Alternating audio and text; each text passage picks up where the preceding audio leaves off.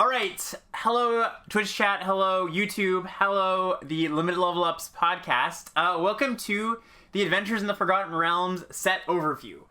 So this is in lieu of a set review. It's basically a distilled set review. Partially because we're doing this partially because Ethan, who I usually do the set review with, Ethan of Lords Limited, is very, very busy this week, and we just couldn't find time to fit it in because the full set came out like a few hours ago, and the set comes online in like 48 hours, right? So there just like wasn't really time to fit it in. But also, I think it's interesting to kind of experiment in the space, which I've been thinking about this for a while, of not doing like a full set review 6 hours long, both because I think that kind of like misses the point a little bit of set preparation, and it's just like really long and hard to consume. So I think I'm gonna try this out, see how it goes. Not to say I don't love doing the full 6 hour set reviews, I really do. But I think this is going to be an interesting way to go about it. Just really distilling it, talking about top cards and top important themes, important big picture stuff, and we'll go from there. So just an overview for how this is going to go. It's going to be about 50 minutes, I think, of me talking about cards, individual cards, themes in the set, just like the stuff I have overview wise for the set, and then it'll be a quick maybe not quick, however long it's going to take, Q&A chats, whatever you want to ask me about the sets. I'm happy to open up the floor and talk about that kind of stuff too. I'm probably not going to be paying too much attention to chat during just like the main part of it, but I will probably check in once in a while. I think that's about it. So without further ado, let's jump in. For everybody there in podcast land, I'm gonna try my best to read all the cards and what they do as we go along. Forgive me if I forget anything. I know it's not gonna be we're gonna have some troubles because they're new cards. I understand that, but we'll try our best here. So let's start with some big picture ideas. So first and foremost, I think after going through this whole set, I should start by saying this is just my initial, after I've done my full look through the set, trying to piece things together, just like my best take at things. I've not played the set, I've not proxied up the cards or anything. This is just from kind of like analyzing the set, talking with people, my first impression of the set. All this could very much change, and it will change starting on day one. Once we get our hands on the cards, but this is just my thoughts on the cards going in the set. Anyways, the first big picture point I want to talk about is I think that AFR is closer to a regular expansion than a core set, right? I think that there are, when I think of what makes a core set, I think that it means, most of the time it means like the themes in the set are not that strong, and the cards don't often feel like more than the sum of their parts, right? They feel like, oh, this is an individual card, and it can have like some synergy here. You can see the rough archetypes, right? Like green-white counters, blue-green ramp or whatever. But I don't think, for the most part, it's like the themes you remember when you think about M21, right? You think about M21, how many decks can you remember in that format, right? I think there's going to be a lot more of that here where it's like, it was this deck, the blue-black rogues deck, the blue-black unblockable deck, the red-white equipment deck. I feel like you're going to feel that a lot more in this set. And also, when I think about core set, I think about simple cards, right? I think about like, oh yeah, this is pretty mechanically simple. Now, they definitely ramped that up over the past few years, and it's been like, okay, like core sets are getting a bit more complex, but these cards are wordy. There's a lot of words on them. You have to read them carefully. I would say what feels core set-y a little bit about this set is that the actual effects of the cards, a lot of these cards, you got 50 feet of rope here, which has got infinite words. The actual effects are pretty basic. So once you distill them down to what the cards are actually doing, it is like, all right, I understand what's happening here. That being said, there's still a lot of effects on all these cards, so you have to read them. I think another thing that makes this feel like a lot less like a core set is that it's got this like overarching mechanic of the dungeons, right? For those who haven't heard about this, or this is your first AFR content you're consuming, there are cards called dungeons. They're not really cards. They're like tokens, but basically venturing into the dungeon means there's cards that say you can venture into the dungeon. It means you take this token. There's 3 different dungeon tokens, and you check off an effect of the dungeon. The dungeons are represented by different rooms, and as you venture in, you go through different rooms and you get different effects, right? Very hard to grasp unless you've actually seen it, so I recommend looking at these dungeon cards if you haven't seen these. If you're just listening audio, go check them out. It'll make a lot more sense when you actually look at them.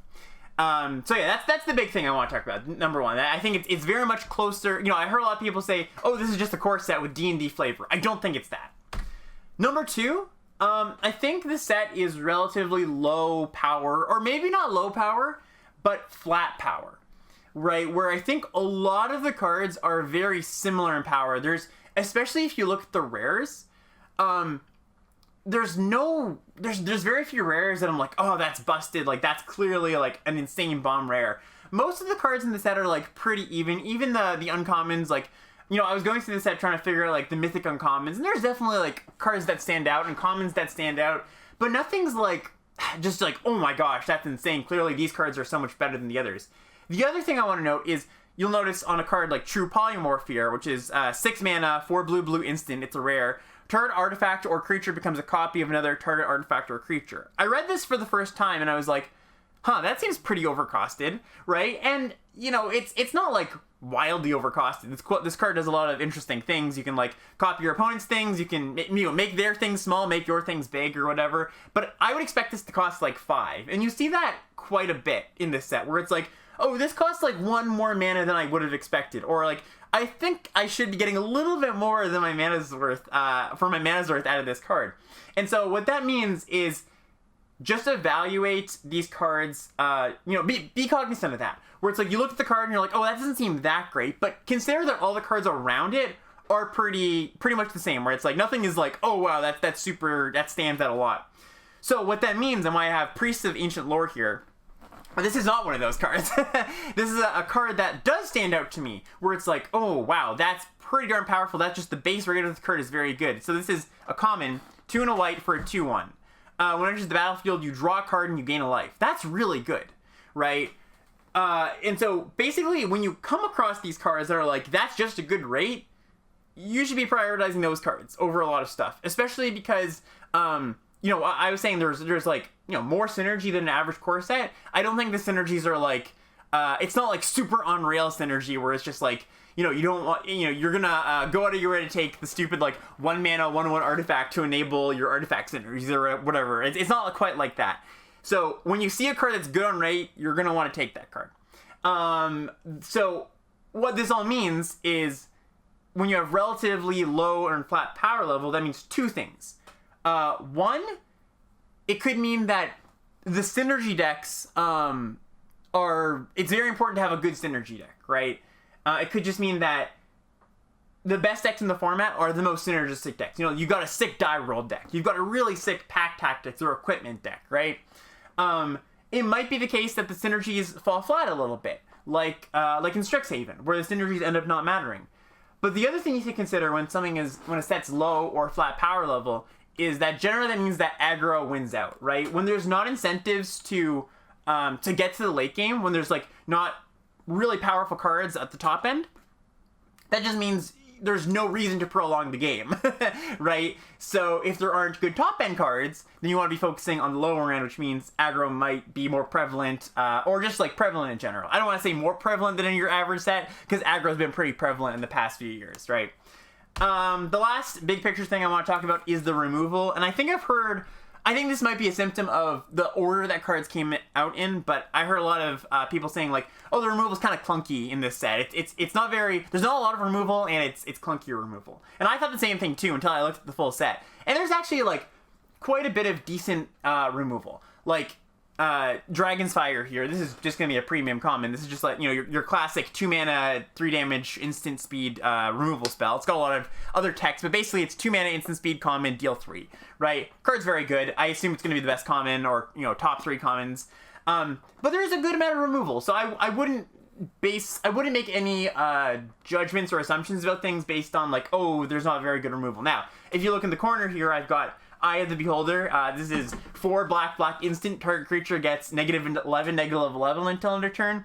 that's not very good. That's definitely a clunky spell. And you're gonna look through the set and you're gonna be like, yeah, that's a clunky removal spell. But that's every set has clunky removal spells, right? So my point here is basically that don't make too many decisions or inferences based on when you're evaluating these cards based on the removal spells being bad, because I don't think they are.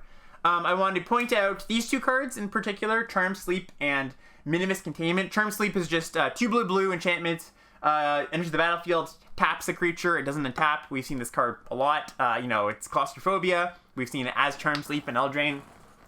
And Minimus Containment, this is 2 and a white. It's an enchant non-land permanent. The enchanted permanent is a treasure, and it loses all of its abilities. And it's no longer a creature. So basically, it's a removal spell for a creature or an equipment or whatever, but they can sack it to get a treasure, which both of these cards, I think, cause some issues. I have a few things to say about these cards. One, there's a lot of incidental enchantment and artifact removal in this set that people will just be putting in their decks. That always worries me about these kind of cards, when people just get the free roll ways to deal with your removal spell. So that's one thing that worries me. Two, I think Minimus Containment, which we're going to get to a little bit later, has some other issues in the sense that, like, turning their permanent into a treasure, actually I think is pretty bad, right? This reads to me more like a Divine Gambit than anything else, basically. And the interesting thing about this is I think the blue decks in this format are actually kind of tempo-based.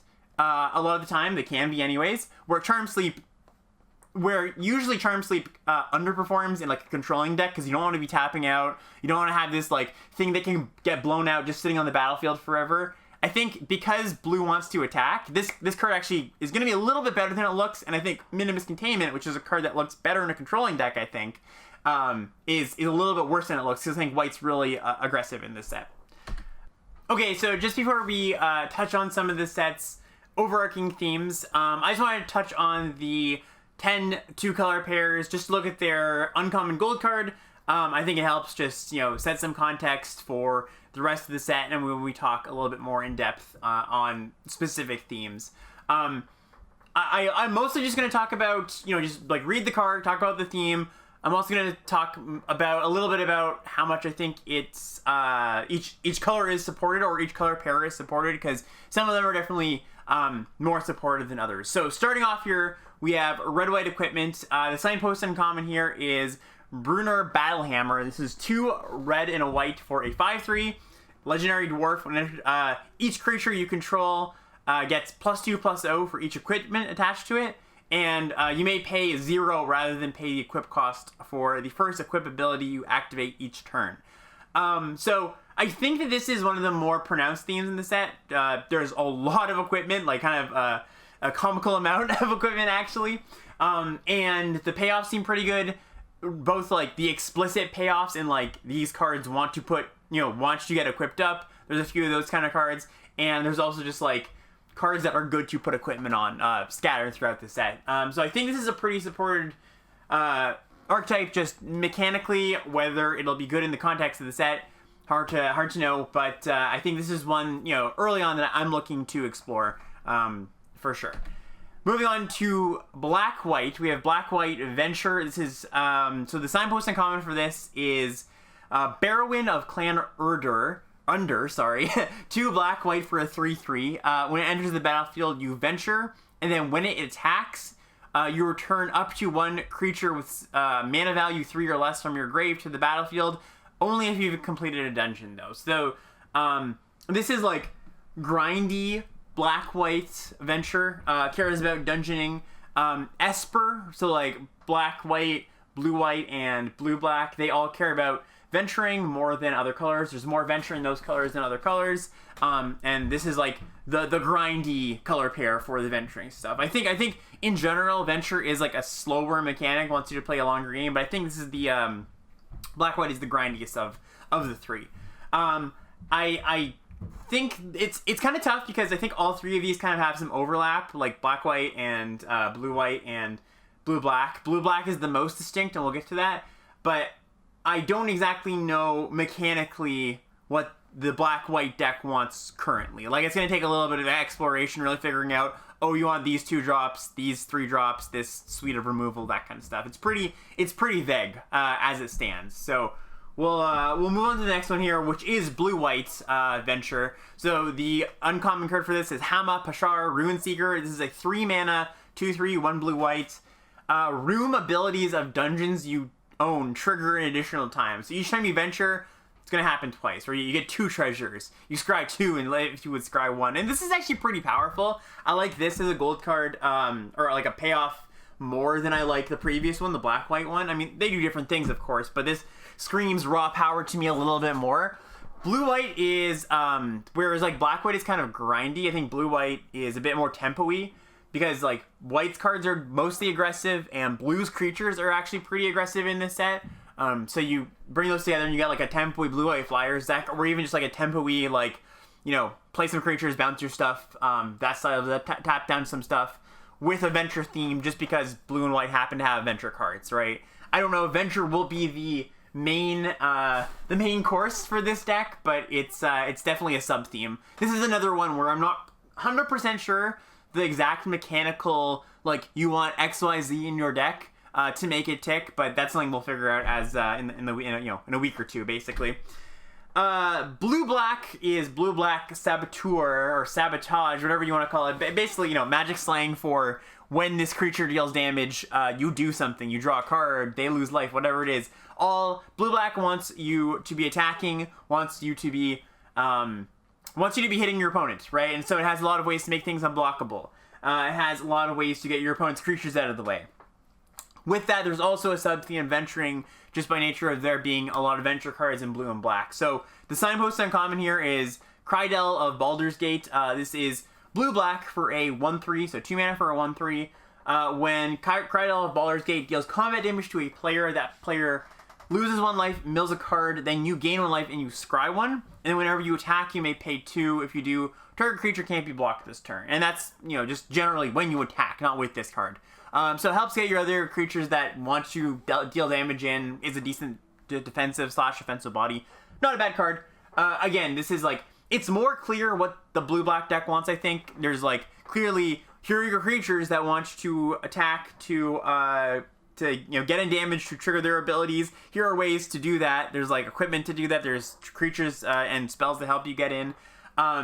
And then the crossover with Venture is, I think, quite a few, maybe not like quite a few, but I think 2 or 3 creatures in blue and black say, when you deal combat damage, you venture, right? So that's the crossover with blue and black and the Venture stuff in Esper. Moving on to red-green, this is the other side of the spectrum. We got our red-green Pack Tactics, so this is a very aggressive deck. The signpost uncommon is Targnar Demon Fang Null, 2 mana 2/2, red-green. And it says, when Targnar attacks, if you attacked with creatures with total power 6 or greater to this combat, attacking creatures get +1/+0 until end of turn. And it has a 4-mana ability, double Targnar's power and toughness until end of turn. So there's a lot of cards that are similar to this, where it's just like a good 2-drop that has a Pack Tactics ability that wants you to attack. And this one happens to get you to 6 power naturally on its own. It like pays you off for getting there and gets you there. So yeah, just like nice little aggressive card. We will talk a little bit more about Pack Tactics in a while, but here's just our introduction to this mechanic. Moving on to Black-Red Treasure, we've got the gold card being Kaleen, Reclusive Painter. This is Black-Red for a 1/2. When it enters the battlefield, you make a treasure token, and other creatures you control enter the battlefield with an additional +1/+1 counter on them for each mana from a treasure spent to cast them. So you have a treasure lying around, you cast your 2 mana 2/2. If you use a treasure, it becomes a 3/3. If you use 2 treasures, it becomes a 4/4. This is a powerful card. As we'll talk about later, I think this is one of the like lesser supported themes, and I don't think you're gonna be like a fully black-red treasure deck. There's some support there, but it's not as pronounced as some of the other color pairs, I don't think. Blue-green, I have this listed as blue-green things, blue-green things. The gold uncommon is Gretchen Titchwillow. This is blue-green for an 0/4 and has an activated ability, 4 mana, 2 blue-green. Draw a card. You may put a land from your hand onto the battlefield. I referred to this when I saw it as like kind of like fixed Zimone, where this actually blocks or Zimone doesn't. It actually does something in the early game. But I think this is one of the archetypes, blue-green, that is not super... Like, I don't want to say it's not supported, it's just there's not a lot of synergy cards. The synergy is you draw a lot of cards and you ramp and you play lands, right? And this obviously helps you do that, but there's no specific, like, you specifically want to be doing this, at least not at first glance. There might be things we uncover, of course, but this is one of the lesser, like, overtly synergistic decks. Moving on to blue-red dice rolling. So this is one of them I do want to talk about in depth a little bit later. The gold uncommon is Farday, Devil's Chosen. 2 blue-red for a 3/3. It says, when you roll 1 or more dice, this creature gets flying and menace until end of turn, and if any of those results was 10 or higher, you draw a card. So, pays you off for, rolling dice. There's a lot of cards in this set that roll dice. There's a lot of cards, well, a handful of cards that pay you off for rolling dice. Yeah, this is a fairly supported archetype, and yeah, like I said, we'll talk about that in a bit. Black-green Morbid. I think this is probably the archetype I am least excited about, just based on the fact that I don't think it's super supported, and its payoffs look really weak. So the gold card here is Shesra, Death's Whisper. This is 2 black-green for a 1/3. It's 4 mana for a 1/3. Okay. When it enters the battlefield, target creature blocks this turn if able. Alright? And it also says, at the beginning of your end step, if a creature died this turn, you may pay 2 life if you do draw a card. So, like, not a terrible card, but I don't think it's as exciting as some of the cards we've seen so far. And like I said, the other cards that are supposedly here to support the archetype don't look very good. I don't think I'm going to be covering this one much today, just because I don't think it's worth going in depth on it. Just worth noting that this is the intended theme for black-green. And the last one here, I've got green-white life gain. Trelacera, Moon Dancer is the gold card. It says green and white for a 2/2, so 2 mana for a 2/2. Whenever you gain life, you put a 1/1 counter on Trelacera, and you scry 1. So it's in a Johnny's Pridemate. This is another color pair that I think is not super supported. Like, there's a lot of cards just incidentally gain you life. Some of the dungeons gain you life, which is cool. You just, like, have, enabler cards on your venture cards, if that's what you're looking to do. But the payoffs aren't terribly exciting outside of this card. This card's good. This card's definitely a worthy payoff, but other than that, like, nothing sticks out to me about green one. I think it's, like, fine, but until I'm proven otherwise, I think it's just gonna be, like, generic green-white beatdown with sometimes life gain synergies. Okay, so that's some big picture stuff that I want to get to. Let's talk about some themes, some archetypes.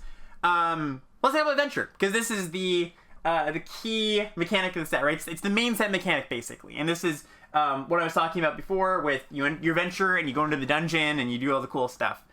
My first read on all the venture cards was, oh, this seems overcosted for what you're getting. Because most of the venture effects are pretty minimal, and, once you get deeper into the dungeon, the effects get pretty good.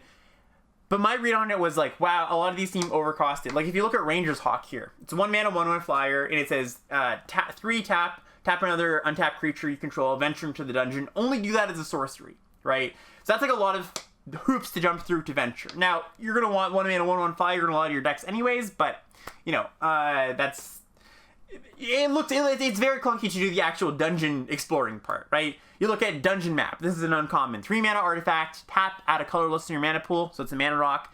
3, venture into the dungeon, activate only as a sorcery, right? Not the most exciting card in the world, but, like, the fact that this is an uncommon and, like, it's repeatable venture.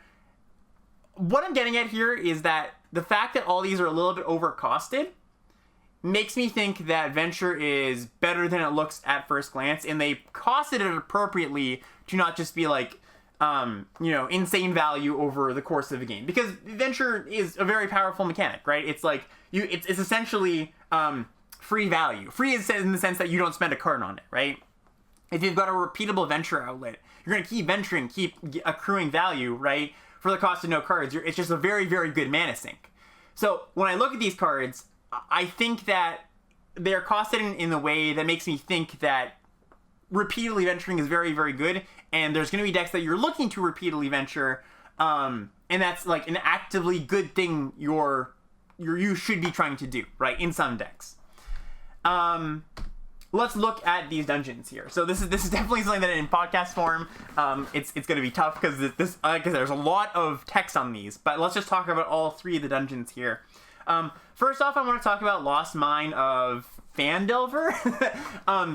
This one is your generic dungeon, I think. So, like, when you're choosing what dungeon you want to be going into, out of the three, it's very much going to depend on how much venture you have in your deck, right? Because there's the Dungeon of the Mad Mage, which has just got like 7 levels or something, 8 levels, and you don't get your true payoff until you get to the bottom, right? You don't want to enter that unless you have a lot of venture. Because if you don't have a lot of venture, you're going to be stuck on... The first one is Gain 1 Life, which kind of sucks. The second one is Scry 1, which kind of sucks. And the next one, like, it's all minimal effects until you get to the bottom. So you're getting minimal effects if you're only venturing a few times. On the other hand, I should also say, at the bottom of the really deep dungeon, you get to draw 3 cards, and then cast one of them without paying their mana cost, which is a very good payoff, right? Lost Mine of Phandelver, on the other hand, is like, there's less steps to get to the bottom, but the things along the way and the payoffs aren't very good. Right, they're fine. They're minimal value though, right? Put a counter on something, drain your opponent for 1, make a treasure. The bottom one is draw a card, right? So if you assume you're going to be venturing, and you don't have that many ways to venture, maybe not that many repeatable venture outlets, maybe not many venture cards in your deck, you're going to want to do this one because each effect is better than the Dungeon of the Mad Mage, which has a lot of things, but the payoff isn't as good, right? Now, I think another way to think about this is what color pairs you are going to be going into what dungeons most often, right?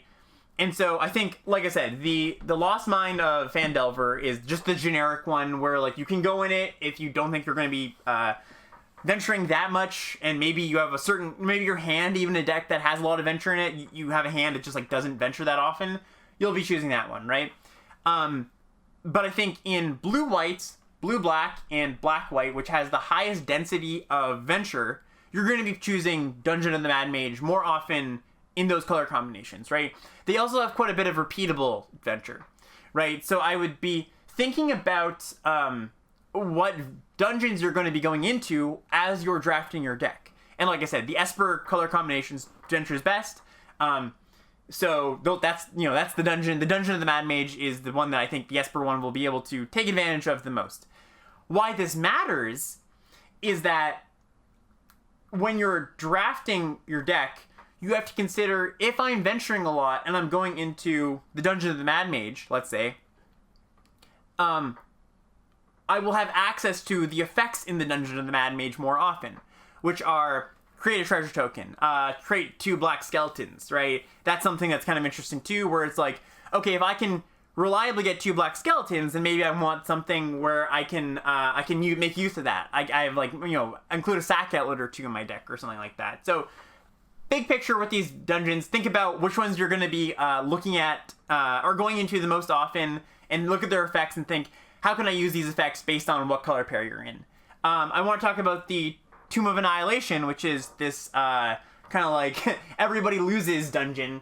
It is the shortest dungeon, if you want it. It can only be 3 things to get to the end. You go into the dungeon, you go to one room, you go to the last room, but it's a pretty steep cost to get there. Or the middle one is, the first one is each player loses a life, so that's pretty whatever.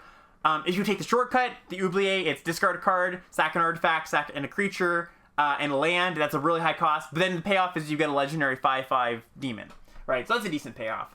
But if you go the long route, you go through, the first one says each player loses a life. The second room says each player loses 2 life unless they discard a card. The next one says each player loses 2 life unless they sacrifice an artifact, creature, or land. And the last one says, like I said, make a 4/4. I think this one is a pretty good aggressive dungeon, because, like, if you're venturing with your aggressive cards, you can go, each player loses a life, cool, that's net positive for you. Go into the second room, each player loses 2 life unless they discard a card. Your opponent's most likely, either way, you're constricting them on a resource, and aggro decks play low resource games better than non-aggro decks. You go to the next room, same thing, right? You go into the next room, you get a 4/4, which is a good attacker. The other thing to consider is that if you are green-white, or white in general with life gain synergies, and there are life gain synergies in the set, you don't mind losing 2 life as much as your opponent might, even if you're in an aggressive matchup, right? There's a 2-mana 2/2 with lifelink. that plays very well with this card, with this dungeon, if you have other venture cards, right? If you go like 2 mana 2/2, venture card on 3, venture card on 4, well, you're going to be gaining the 2 life anyway, so it's like, you know, you come out net positive there and you get the 4/4, right? So this is kind of an aggro dungeon, right? And I think that red-green, the Naya color pairs basically will want to use these, but also like some black decks I think will have, have aggressive bends to them. Anyways, that's a lot about the dungeons. Let's start with the actual venture cards. So, the venture cards I really like are the ones that come into the battlefield, are just like good, decent rate for what you do, and you know, you get, it's basically value, right? It almost feels like Professor of Symbology in a way, where these creatures enter the battlefield and you venture. You know that sinking feeling you had when your opponent played Professor on turn 2? I imagine it's going to be very similar with these cards, right? So the cards I'm talking about are Cloister Gargoyle. This is an uncommon 2 and a white for an 0/4. When it enters the battlefield, you venture into the dungeon, and as long as you've completed a dungeon, Cloister Gargoyle gets +3/+0 and has flying, so it becomes a 3/4 flyer for 3. And you also have Veteran Dungeoneer, which is 3 and a white for a 3/4. This is a common ETB. You venture into the dungeon, right? You've also got a removal spell, Precipitous Drop, 2 and a black for an aura. Enchanted creature gets -2, and then it's like a dead weight effect basically. And when this enters the battlefield, you venture into the dungeon. And also, if you have completed a dungeon, this gets -5, -5. So that's something to consider as well, right? Just like how often you think you can complete a dungeon, because Cloister Gargoyle and this card get a lot better if you can complete it very often. So I think these are the ones I like the most. Now, there's also another class of cards. Sorry, I should say that these aren't the only ones that ETB venture. These are just ones I chose to look at. There's also a class of cards where that have a repeatable venture, right? So here, I think one of the best ones is Fly. This is a single mana for an aura. Enchanted creature has flying, and when this creature deals damage to a player, venture into the dungeon. That's really good. If you can venture every single turn, especially if you're venturing with your other cards other ways, that's really, really powerful. And on top of that, Blue and Black have like a Saboteur theme where they have a lot of creatures that want to, when you deal damage to your opponent with them, they have an effect. So like, I think this is one of the better uncommons in the set actually. Really high on this one. There's a less good version of this in Delver's Torch. 1 and a white for a equipment, +1/+1. When it attacks, or when the equipped creature attacks, you venture into the dungeon, and it's equipped 3. That's kind of clunky, but it's still a repeatable venture, and some decks are really going to want that, right? There's also these other creatures, other class of cards, like Shortcut Seeker, which is 4 mana, 2/5.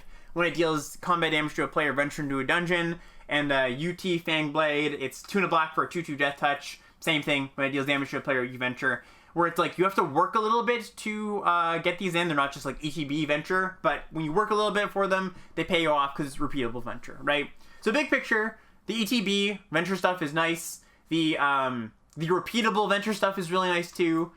I think I'm less into the pay a lot of mana venture cards we've seen. There's like a wall, it's like an 0/4 wall, pay 5 venture.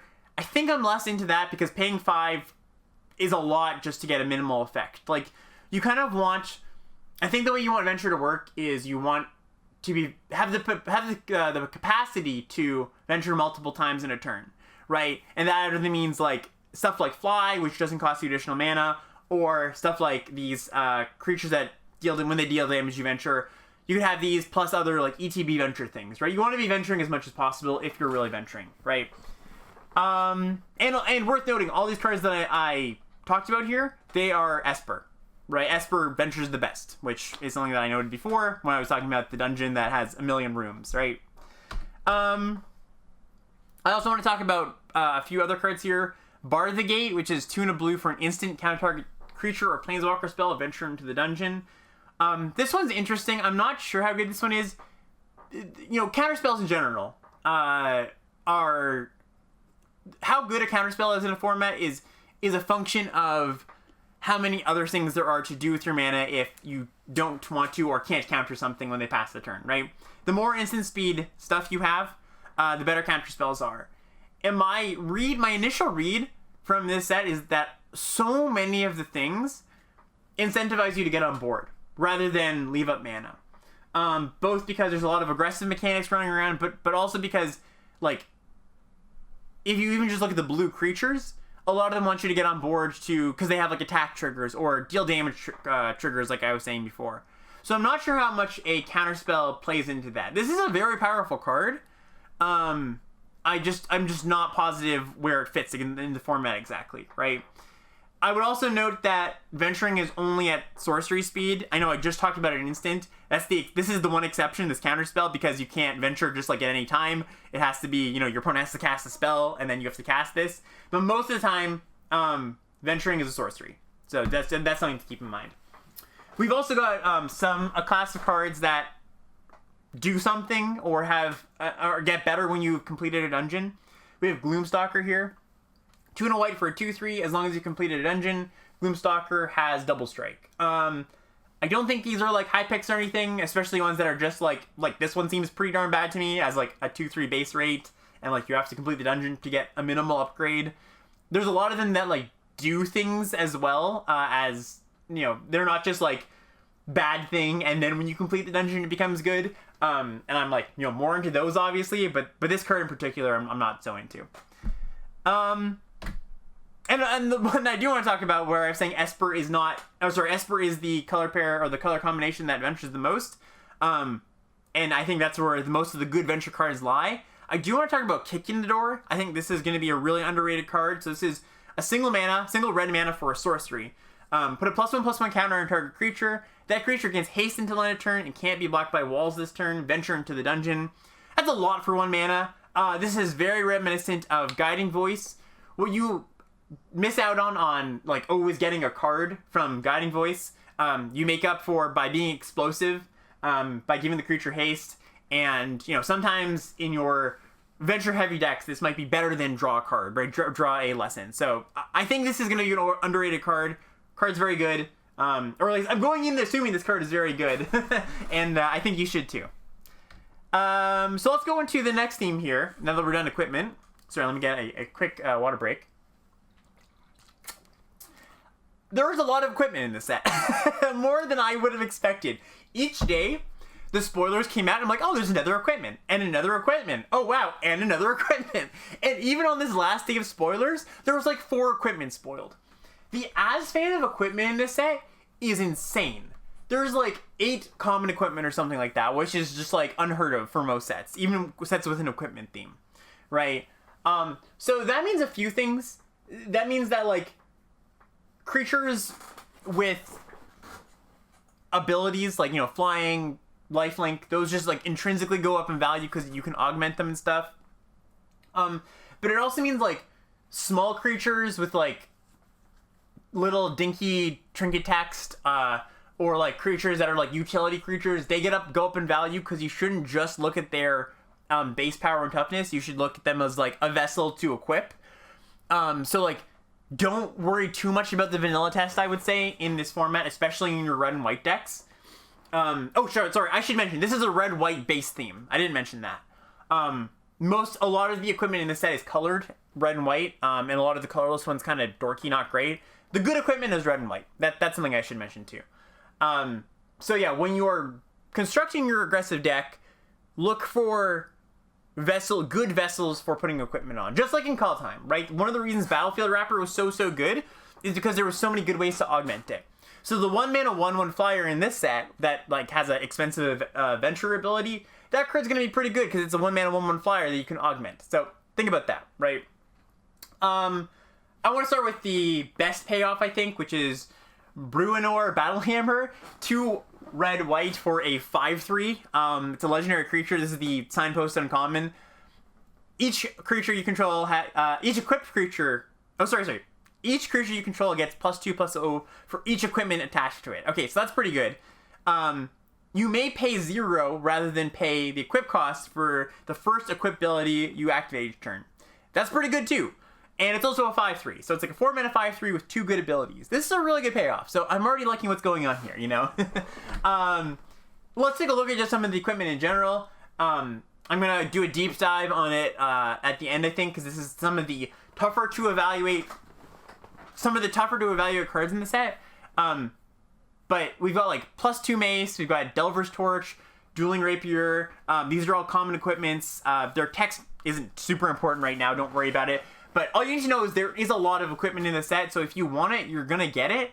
Of course, you're gonna be fighting over the good ones, right? But if you care about equipment, that is a thing that you will be able to pick up. Like if you have equipment synergy cards, don't worry about like, oh, I might not get there.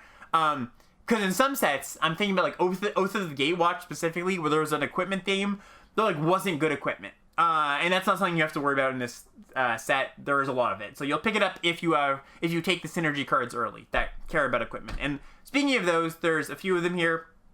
We've got 2/2 We've got Dwarfwold Champion, 1 in white for a 3/1. When it's equipped, it gets +0/+2. We've got Armored Veteran. This is 1 in red for a 2/2. As long as it's equipped, it has Menace. So those are both pretty good aggressive creatures that get bonuses when they're equipped. Of course, when you are looking at these two in particular that like get a bonus when they're equipped, you want things that equip them very quickly, things that are cheap to equip.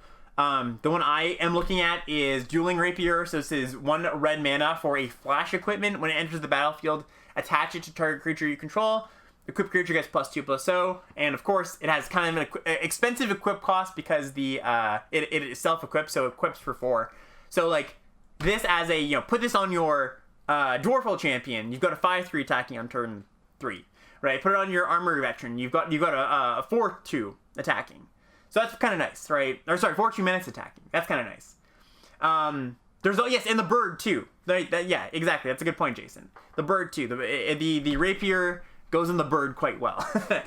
So let's go through this a little bit more. I mentioned this already a little bit, but cards like Steadfast Paladin, which is the one with a 2/2 lifelink for 1 in a white. We've seen this card a lot. We just saw it as Story Seeker in Kaldheim, but plays very nicely with equipment. Ranger's Hawk, the 1 mana 1/1 flyer that adventures. That's another really good thing to put equipment on. I'm just reiterating what I was saying before, that when you're building your equipment deck, look for power, or we'll look for ability words, right? Don't worry too much about the power and toughness. That's going to get augmented. An interesting crossover, because there's so much equipment, is the creatures in blue and black that I was mentioning that have abilities when you deal damage to your opponents, right? So there's a Shortcut Seeker. This is the 4 mana 2/5 that when it deals damage to your opponent, you venture. And there's also Soul Knife Spy, which is a 2 in a blue 3/2 that when it deals combat damage to a player, you draw a card. So in blue-black, there are ways to make your creatures unblockable, a few of them anyways, or ways to get your creatures in so that these like saboteur creatures get in and get their effect. But an interesting crossover is if you're like in blue-red, or if you're in black-red, or if you're in white-blue, right? Where these equipment can actually help these creatures that want to attack and want to attack profitably to get in more, right? So that's kind of interesting.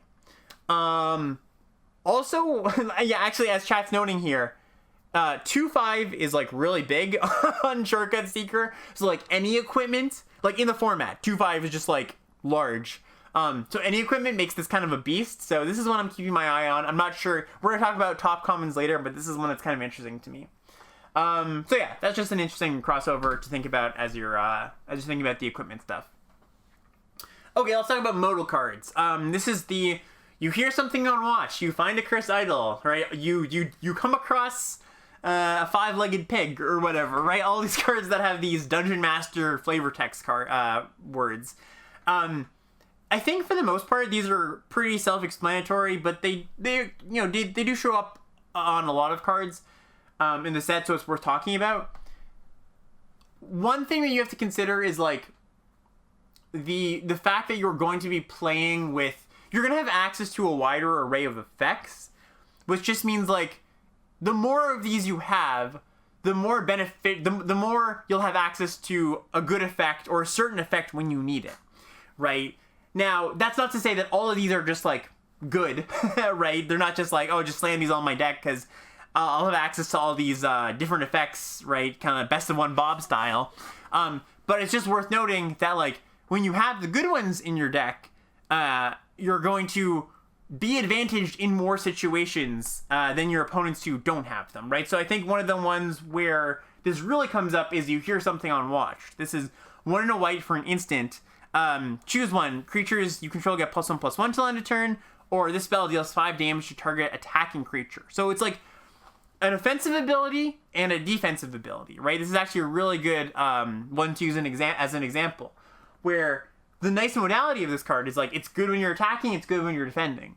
And that can't be said for a lot of the white spells that like kill a tapped creature or deal damage to like an attacking creature or something. So where I'm not usually excited for these type of spells, these white, what did we just have in Strixhaven? We had Expel, right? Where that was not a good card in your aggressive deck. This one actually is kind of interesting because you're not always ahead in your aggressive deck, right? Sometimes you do actually want that card, but the opportunity cost of putting it in your deck is pretty high, right? You just like don't want to put a card in your deck for the times you're behind. But if you can put a card in your deck that is good when you're ahead with the +1/+1 to your team, but also has the fail case of I'm behind, now this card's good, that's pretty powerful, right? So that's kind of, just a really good card to illustrate why these modal cards are good. Not too much to say about that. The one thing I did want to say is some of these are, a lot of these cards, these modal cards have destroy an enchantment, destroy an artifact as one of the modes, which means that like your opponents your equipment and your artifacts and your enchantments are going to die more often than they usually would, especially in best of one, because people don't main deck enchantment hate. But in this set, because they can kind of free roll it, where you just have it on like your creature, one of the modes is destroying an artifact or destroying an enchantment. You're gonna have your opponents are gonna have access to that more often, so your equipment aren't just gonna like stick around forever. So that's something to think about. Okay, so this is a big one. I know this is one that's on everybody's mind, and that's the die rolls. So, sorry, quick drink break.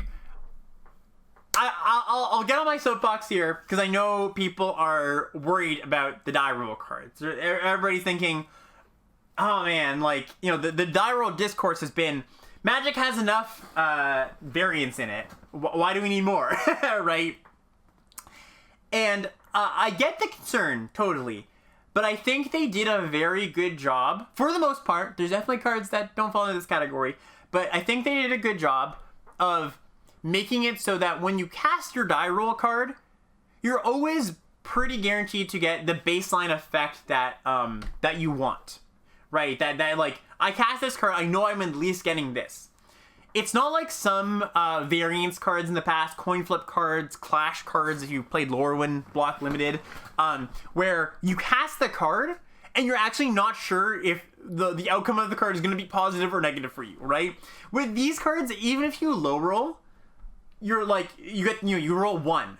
Most of the time, you're just like getting that effect and you're like, okay, I was in for that effect. And then when you high roll, it's just gravy on top. It's just an additional bonus, basically, right? When you high roll, it's like, oh, cool. Like, I got a little bit of a bonus effect. But you're never going to cast one of these cards, or again, I wanted to specify, rarely going to cast one of these cards, get a high roll or get the low roll and be like, oh man, I wish I just didn't cast that card, right?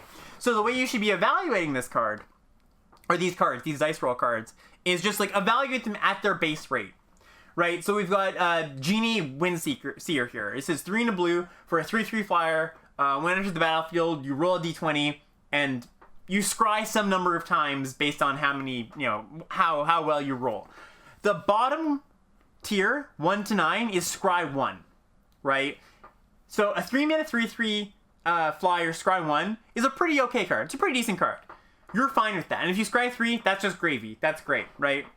Earth Cult Elemental here. We've got 6 mana, 6/6. The 1 to 9 is each player sacrifices his opponent. Each player sacrifices a permanent. I wish I could sacrifice my opponent, but each player sacrifices a permanent. Are you in for 6 mana, 6/6? Each player sacrifices a permanent? I'm not sure. Does your deck have treasures? Right? Can it make use of that? You have to ask yourself that and evaluate that as the baseline, right? And then when you go up on the die rolls, it's just all gravy. Now I want to approach this from the other way. Right, where I understand people are worried when your opponents hit the 20, right? When it's like, man, they high rolled. I can't believe they high rolled. That was so insane, right? And from a purely competitive perspective, if you're looking at this as like from a competitive player's perspective, like when your opponent casts their die roll card, like you shouldn't look at it as, uh-oh, what's going to happen as it's on the stack. You just kind of like accept what it is as after the die roll happens, right? Now, again, this is tricky because a few of them, and I'm not sure, they were so good with some of them, but there's like 2 or 3 of the cards that really matter, like what the outcome of the die roll is before it resolves, or before, you know, like it's really varied, whether you're low roll or you high roll, and we'll get to those. But like, I think for the most part, just like, if your opponent rolls 20, don't worry about it. They high rolled, you just gotta roll the punches, you know? So here are the ones I was talking about. We've got Treasure Chest, Power of Persuasion, and Sign of Stygia? Stygia? Okay. All of these cards are... So with Power of Persuasion, let's start with this one. So this is 2 and a blue for a sorcery. You know, roll a die. You choose target creature your opponent controls, then roll a die. 1 to 9 is return a creature to its owner's hand. So you target the creature. If you roll 1 to 9, you return to their hand. That's like fine. It's not very good. 10 to 19, its owner puts it on the top or bottom of their library. That's really good. That's a 1-for-1, right? You're blanking their next draw step. Number 20 is gain control of it until end of your next turn, which, you know, is temporarily mind controls it. Which, like, the problem with this one is it actually doesn't fall into the thing that the other ones did, where it's like, I know what I'm getting base rate, because sometimes you actually don't want to take control of their creature. Sometimes you actually want to bounce the creature and you want to make them respend the mana rather than like take it for a turn and then give it back to them no mana spent, right? So this is one that does break that rule. There's also Treasure Chest. So this is a rare, but there's a lot of words on it, but all you have to know is that the 1 is a bad effect, and then the middle ones are good effects. So like, you're not just like always getting a baseline good thing. But like I said, for the most part, the die roll cards are pretty evenly developed, where you know what you're getting for your base rate effect. Anyways, moving on to payoffs. There's some pretty good payoffs. We've got Brazen Dwarf, which is not a very good one. This is 1 in a red for a 1/3. Whenever you roll 1 or more dice, it deals 1 damage to each opponent. Chip damage, defensive card, whatever. I can't imagine this card's that good, but I could be wrong. Pixie Guide's pretty cool. So this is 1 in a blue for a 1/3 flyer. And if you would roll 1 or more dice, instead roll that many +1 and ignore the lowest one. So D&D players will recognize this as, you know, rolling, you know, you have advantage. And this one's pretty good because you have a 75% chance, if my math is right. I'm not the best person to math, but if my math is right, you have a 75% chance of getting like one of the upper tier effects on your die roll cards. It definitely like increases the card quality overall of all your die roll cards, so it's pretty good. And like 1/3 flyer is not the worst body, especially because the set has a lot of ways to augment it, so that's kind of interesting. And then the uncommons are really good, actually. The payoffs here are quite good. So there's Faraday, Devil's Chosen. These names, I tell you. This is 4 mana, 2 blue, red. This is the Signpost uncommon for 3/3. And whenever you roll one or more dice, it gains Flying and Menace. And then if you high roll, which is 10 or higher, basically, you draw a card. So that's pretty good, you know. And then we've got Barbarian class, which is a class enchantment, which we'll get to in a bit. But basically, it does the same thing as the 1/3 flyer, where you can re-roll your dice, and then it has like other effects where once you roll dice, your creatures get bigger. A lot of words on it. We won't get to it right now. If you want to look up Barbarian class as we're following along here, but it's pretty good. And Feywild Trickster, which is 2 and a blue for a 2/2. Whenever you roll a dice, you get a 1/1 fairy token, a flying fairy token. So that's pretty darn good too. So basically, like, the payoffs are there for you to put a bunch of die rolling cards in your deck. And like I said, base rate, most of the die rolling cards are just good. So it's not like you're gonna fall into a trap of like, I drafted all these die roll cards and I got really screwed this game because I low rolled on my die rolls. That's okay. If you low roll your die rolls, you're still gonna have fine cards. So that's something to consider. Moving on to the next theme, Pack Tactics. So this is the green-red theme, and nothing too much to say about this, but this is an aggressive mechanic. Pack Tactics says you do something when you attack with total power 6 or greater this combat amongst your creatures. It's just like, your typical aggressive mechanic that wants you to attack with a lot of things. Your typical green-red mechanic that wants you to have big things. I will note that the 2-drops here, Knoll Hunter, Hobgoblin Captain, Battlecry Goblin, I'm not going to read them all, but they're all very good aggressive 2-drops. Oh, sorry, Intrepid Outlander as well. They're all very, very good aggressive 2-drops, and I think some of the best commons and uncommons in their color pair. So, like, it doesn't take too much for these cards to get going, especially Hobgoblin Captain, which I will read this one. This is 1 red for a 3/1, and if you attack with power 6 or more this turn, with Pack Tactics, it gains first strike. So, like, 3/1 first strike is pretty nice, especially when, again, going back to the equipment, because there's so many equipment in the set, you have a good way to buff up your creatures naturally, right? Something to consider, though, when you're thinking about Pack Tactics and building your Pack Tactics decks, are that you want to, unlike most aggressive decks, where you want to fill them with tricks don't play that well with Pack Tactics, because you don't get the bonus if your creatures are small, right? You want your bonuses, your augmenting things, to be on the creature before you attack, right? So I'm sure you're going to play a trick or two, but it's not going to be the main. It's not going to be the main thing that your Pack Tactics decks are about. So you're going to want to play cards like the equipment, like I was saying. You're going to want to play cards like Inspiring Bard and Valor Singer. These are both creatures that pump your creatures pre-combat, or, you know, Inspiring Bard is ETB, gives something a pumps +2/+2. Valor Singer is at the beginning of combat. It's basically like Combat Professor. It's a 3-mana 2/3 that you can target something and it gets +1. Doesn't get Vigilance, but you know, can't have it all on your red cards. And also Kick in the Door, which is the one I was talking about before. This is the Venture 1-mana sorcery with put a +1/+1 counter on target creature. That creature gains haste, and you venture into the dungeon. It can't be blocked by walls, but that's mostly flavor text. Moving on to Treasure. So this is the red-black theme, and I think this is a fairly weak theme, in the sense that, like, the payoffs aren't great. It's not super supported. We've got Kaelane, Reclusive Painter, which is a black-red 1/2. Then when it enters the battlefield, you make a treasure, and then it says, other creatures you control enter the battlefield with an additional +1/+1 counter on them for each treasure, or sorry, each mana spent from treasure to cast them, which is a really good effect. But I think this is, like, far and away the best thing to do with your treasure, or the best payoff for treasure.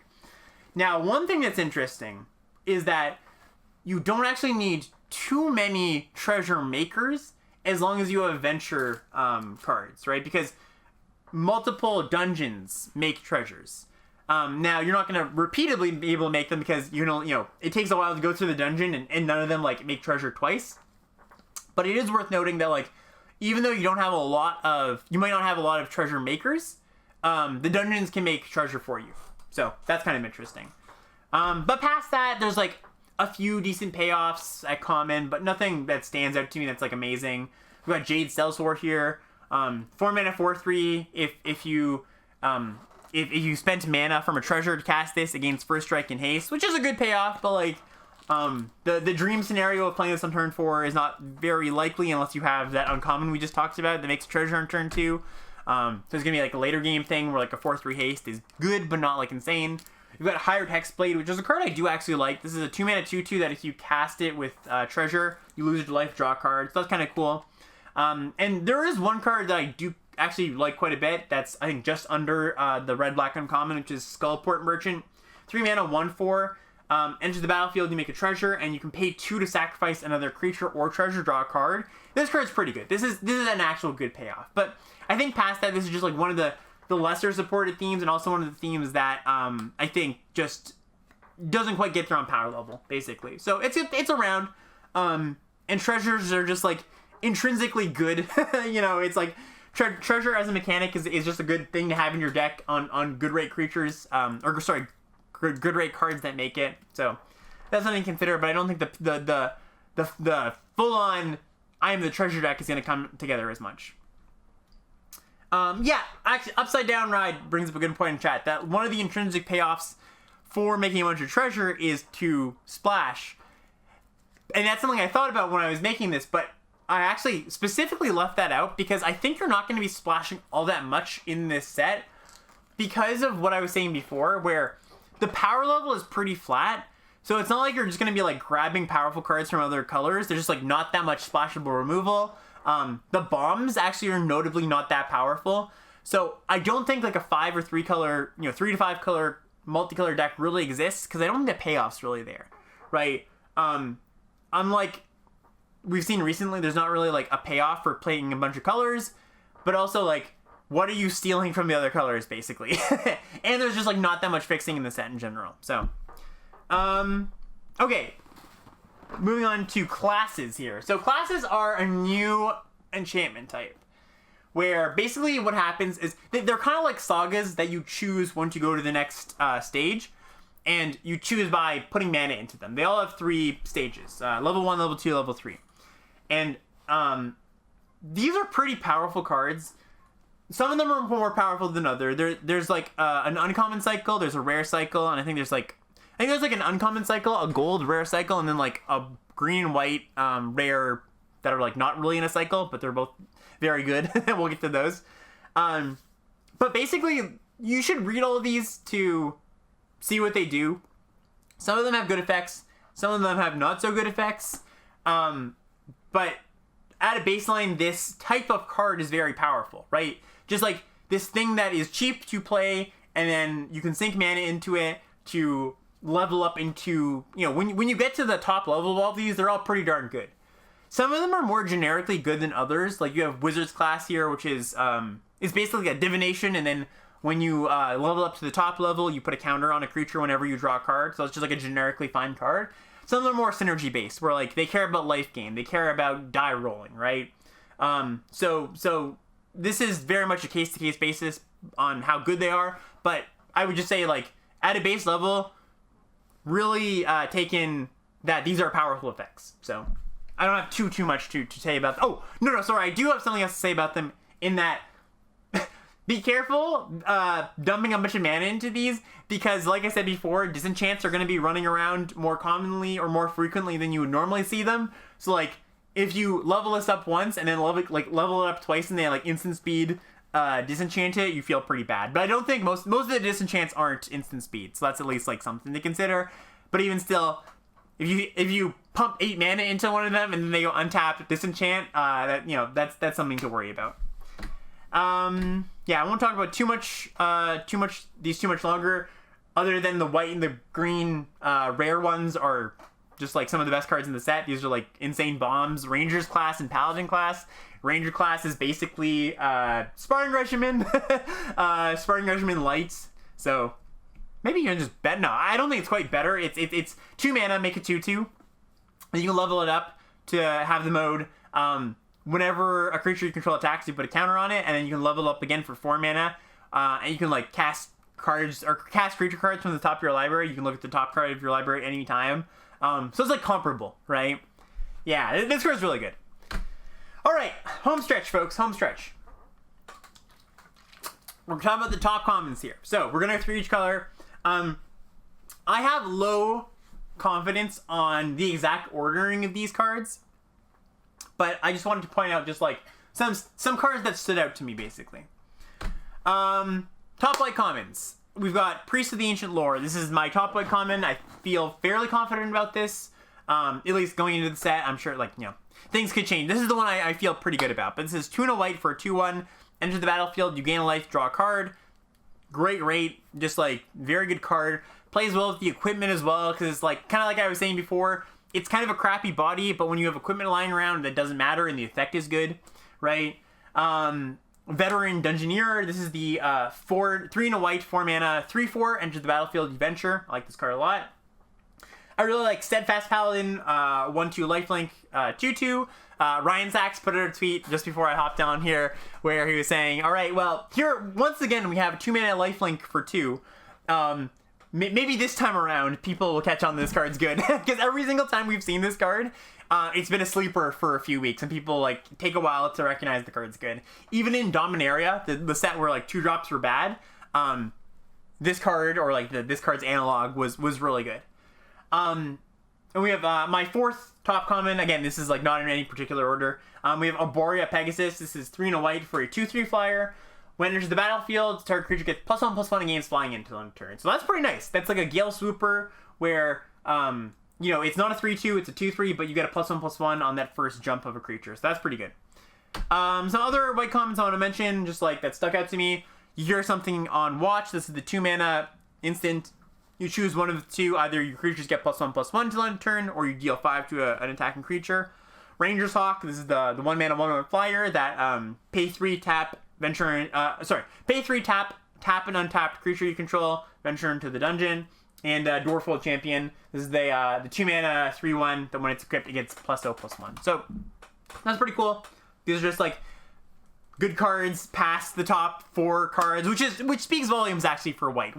I think white looks the deepest to me at first glance. White's just got a lot of really good cards, so I'm into white. You know, what a surprise! Alex is into the white cards. You know. I do want to talk about Minimus Containment, as this is notably left off my top commons list. I could be wrong about this, but I think this card is fine, but not great. I'm just generally somebody who is down on these, you know, enchantment-based removal spells in general. Just as a card class in most formats, I think they almost always underperform. There's a few notable exceptions for sure, but I often go into sets thinking that these are like not top tier cards, and I'm, you know, willing to be proven wrong past that. But past the fact that this is just like a you know, an enchantment-based removal spell with in a set that disenchants are going to be running around, I think the fact that you give your opponent the buyout clause of giving them a mana is actually like pretty notable, right? Both because like ramping them to 5 or whatever is pretty painful, and the fact that like there are actual uses for treasure in this set, whether that be sacking them or, you know, casting them to do your to enable your treasure matters cards. So like I'm starting lowish on this one, but you know, I'm willing to be proven wrong basically. Moving on to Blue's top commons. Blue is interesting. Like I was saying before, it has a lot of good creatures, which is atypical for Blue. All of these cards I could see being in the top slot. I'm not exactly sure which one, but we've got Scion of Stygia. This is 2 and a blue for a 2/1 flash. This is a die roll card. It comes into the battlefield, and 1 to 9 is tap a creature, and 10 to 20 is tap a creature or doesn't untap. So basically, the 1 to 9 is Frost Links in a way where, like, just like Frost Links, like if you think about it, this is kind of like Frost Links where you cast it, it taps a creature or an attacker for a turn, right? It doesn't tap a blocker for 2 turns, but it taps an attacker for 1 turn, right? Just like Frost Links does, because if you cast it on your opponent's turn, that, you know, it stops their attack for 1 turn. But if you do cast it for, if you do roll a 10 or 20, 10 to 20, it's a lot better because it's like an instant speed Frost Links. Soul Knife Spy, 2 to blue for a 3/2. Whenever Soul Knife Spy deals combat damage to a player, you draw a card. I'm into this card. I think it's pretty good, especially because there's a lot of ways to get it in. Pixie Guide is the one we talked about before. 1 and a blue for a 1/3 flyer. If you would roll 1 or more dice, you roll 2 and then you choose one. Or you choose the highest, actually, which is kind of interesting because, like I said before, sometimes you don't always want the highest roll. Which, this is like on my radar. I don't know if this is like a top blue common, but it could be. And we have Genie Windseer, 3 and blue for a 3/3 flyer. Roll a d20. 1 to 9 is scry 1. 10 to 19 is scry 2. 20 is scry 3. I'm generally lower on like Phantom Monsters than most people. Like 4 mana 3/3 flyers. I think they generally underperform. But if in this set blue is like kind of beat down and kind of aggressive playing to the board, I'm more into this than usual. So I'm into that. Moving on. Bar of the Gate, this is the one I'm most unsure of. Like I said, this is powerful, but it might not have a place in the format. This is 2 and a blue for an instant counter target spell or planeswalker. Sorry, counter target creature spell or planeswalker. Venture into the dungeon. Powerful effect, might not line up with the format. Not sure about that just yet. Top black commons. So I heard a lot of people in multiple discords saying they didn't like black very much. And I think it's not one of the stronger colors, but I'm not willing to like poo-poo it just yet. I think it's actually like fine. It has a good grindy plan. The top commons I have here are Precipitous Drop. This is the 2 and a black aura. When it enters the battlefield, venture into the dungeon. And then the enchanted creature gets -2/-2, and if you've completed a dungeon, it gets -5/-5. Grim Bounty, 2 black sorcery, destroy target creature or planeswalker, create a treasure token. Hired Hexblade, this is the 2 mana 2/2. When it enters the battlefield, if mana from a treasure was spent to cast it, you draw a card, you lose a life. I like all those cards. I'm a little bit wary that black's like best removal spells are like a 4 mana sorcery speed removal spell and a like an aura that doesn't always kill the thing, but I have high hopes for them. I'm optimistic about these cards in the context of the set. Moving on to some other ones that I think could be pretty darn good. Fate's Reversal, this is 1 in a black for a sorcery, return up to 1 target creature from your graveyard to your hand, venture. Nice little 2-for-1-ish action. Clattering Skeletons, 4 mana for a 4/3, when it dies you venture. UT Fangblade, this is the 2 mana 2/2 death touch, so when it deals damage you venture. Deals damage to a player you venture. So like these all kind of play nicely in the same deck together, where like you're getting with your death touch creature, or you trade off, you buy it back, you venture again. Clattering Skeletons dies, you buy it back, you venture again, right? So I think that black has a pretty good grindy venturing plan. Red top commons.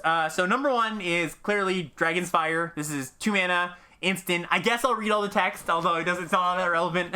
So it says, as an additional cost to cast this spell, you may reveal a dragon card from your hand or choose a dragon you control.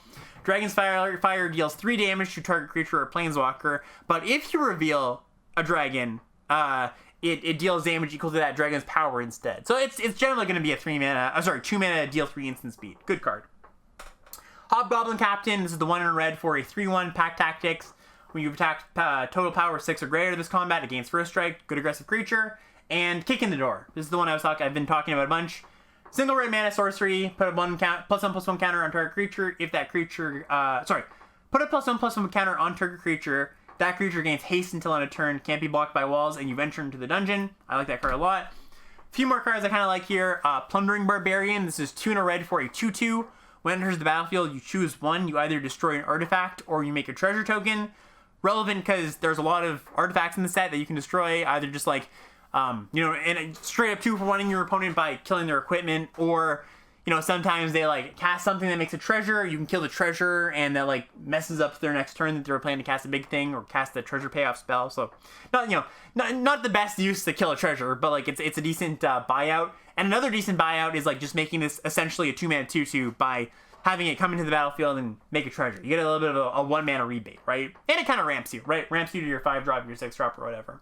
I also really like Valor Singer. So this is the 2 in a red 2/3 that at the beginning of combat on your turn, target creature you control gets +1/+0. A little bit of combat proc action, gets that ability right away. So your 2 mana card attacks for a bit more. This attacks as a 3/3 by itself. I like this card quite a bit. I could see this being, even moving up a bit, being one of the top commons. Moving into green.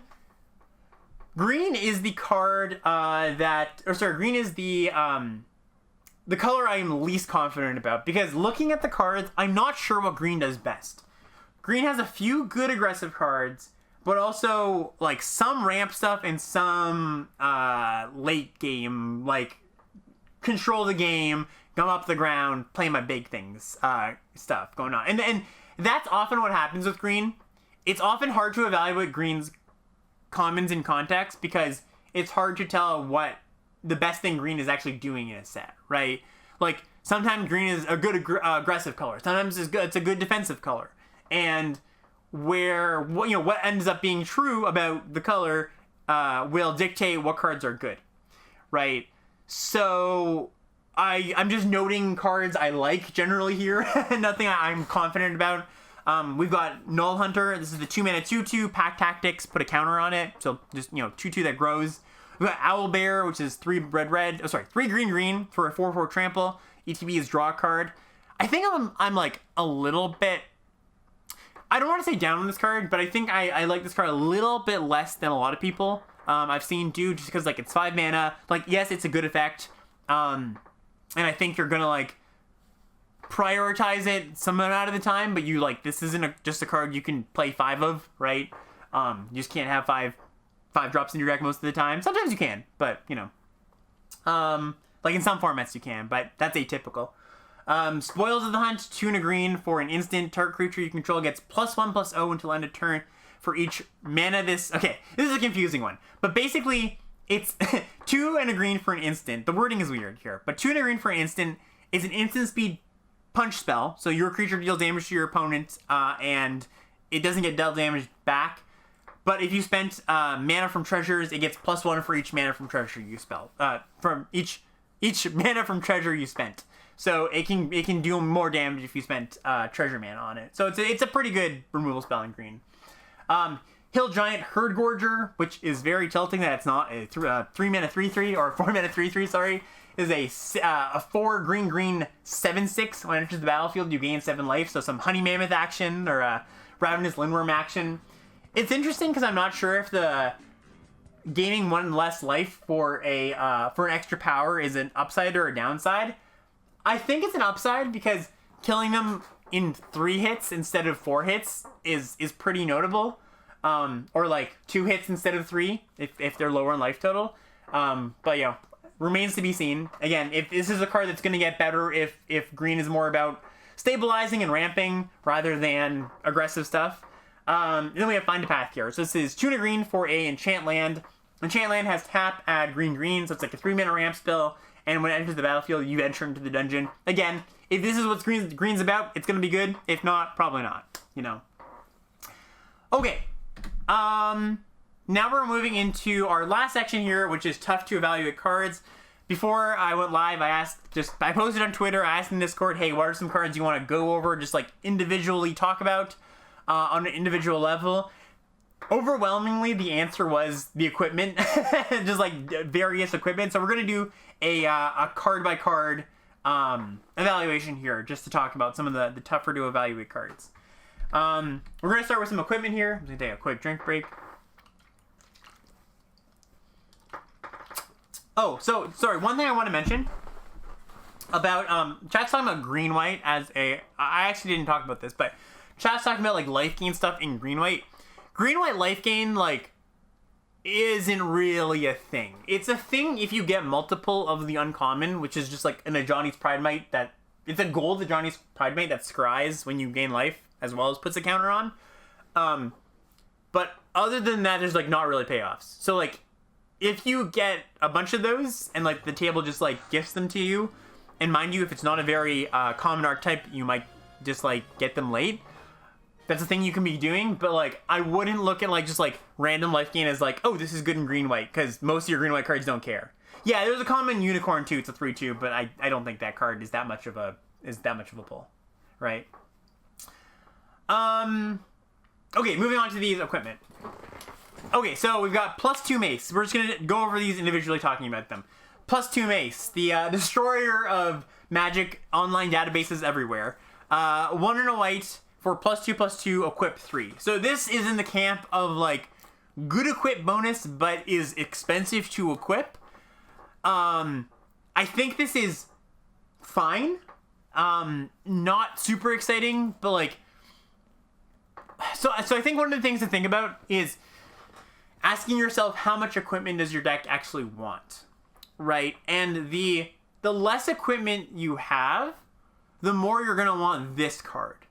Because the more equipment you have, the less you can, like, spend on equipping costs for all of them, right? You're going to want to invest into, like, 1 or 2 of them, not all of them, right? This isn't like, in Call Time with the Helm, right? Where there was, like, it was 1 mana to play, 1 mana to equip. You could play, like, 6 of those if you had, right? I think in this set, it's much more like, I'm going to be picky and choosy in most decks about the equipment I play. Unless I specifically have a lot of cards that care about equipment, right? And so, if you are a deck that doesn't specifically care about equipment, but like would like something to help you get in, this is a pretty good one, right? Just like base rates, this is decent. Not a high pick or anything, but like I will play it as a place to put my mana, basically. Delver's Torch is another interesting one. This is 1 and a white for a +1/+1 equipment. Equip 3, so it's like, you know, the same as the +2 mace, but you're getting only 1 +1/+1 instead of +2/+2. The trade-off is you get to venture into the dungeon, right?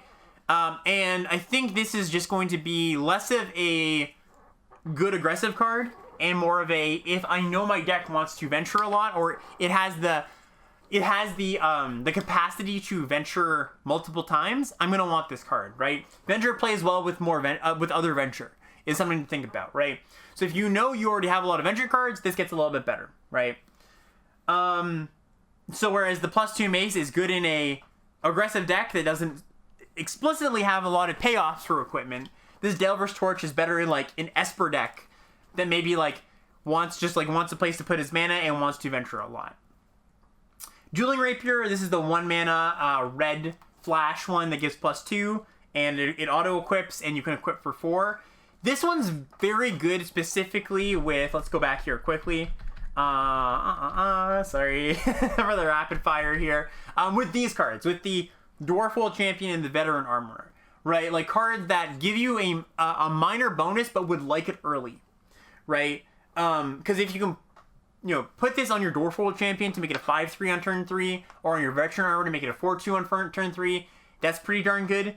But like, you should look at this card, the Rapier, more as a one-shot effect to enable your equipment synergies or your cards that care about equipment, rather than just like generic mana sink like +2 mace was, right? Plate Armor. This is one that's like kind of exciting. So this is an uncommon. This is 2 and a white, equip 3. Equip creature gets +3/+3 and has ward 1. That's a lot. That is a lot. Equip 3, but it has an additional rider. This ability costs 1 less to activate for each equipment you control. So like, I don't think that comes up that much, but like if you can get this to 2, it's really nice. If you can get this to 1, it's excellent. It's just like an insane card. This is a really big boost. And this makes any creature into a threat. Now, Real brings up a good point in chat that says this ability costs 1 less to activate for each other equipment you control. This doesn't discount itself. That wouldn't make any sense. So like, I think this is just one of the better ones. It's a very, it's kind of funny because it's kind of a cross section between the two cards I was talking about already, +2 mace and Dueling Rapier, where +2 mace you kind of want in a deck that you don't have that many equipment, and Dueling Rapier you have in a deck that you have a lot of equipment payoffs, which means you probably want a lot of equipment. This is kind of like good in both those decks, and just like the most generically good. So I like this card quite a bit. Paladin Shield, this card's not good. This is only boosts toughness. One in a white for a flash equipment. It auto equips and the creature gets +0/+2, equip 3. Not good, don't worry. These 2 blue and black equipment. Reaper's Talisman. These are for like the blue black rogue deal combat damage deck basically. Reaper's Talisman is a single black mana. Whenever equipped creature attacks, it gains Death Touch, and whenever equipped creature attacks alone, the defending player loses 2 life, you gain 2 life, equip 2. I actually kind of like this one. Like, it makes your cards that... So if you can make a lot of fodder, this card's very good, right? Because, like, they have to block it, especially if it's on cards that, like, have good, when I deal damage to you, I do something effects. This doesn't help your small creatures get in, but like what it does is it like dings them repeatedly and makes them trade off, right? So I'm unsure about this card. I'm gonna have to see it in action, but I'm kind of a fan of it. And then we have Talisman's Trickster, which is a single blue mana, 2 to equip. Equipped creature gets +1/+1, and when it deals combat damage to a player, you may sacrifice the Talisman if you do create a token that's a copy of this creature. Not super into this one. It's kind of like a mirror image, like a clone for your own things that you have to work for, so I don't think I'm into this one very much. And our last card is Minimus Containment, but we already talked about this one, so I don't feel like I need to talk about it.